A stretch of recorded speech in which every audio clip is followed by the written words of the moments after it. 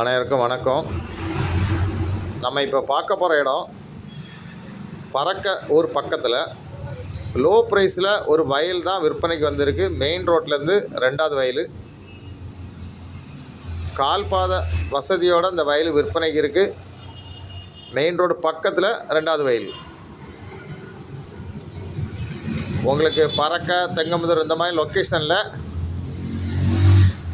வயல் வாங்கக்கு பார்த்தீங்கன்னா இந்த வயலை வாங்கலாம். உங்களுக்கு பறக்க பத்தில் தான் இந்த வயல் விற்பனைக்கு இருக்குது. மெயின் ரோட்லேருந்து 2வது வயல். ரொம்ப லோ ப்ரைஸ் லேண்டு தான்.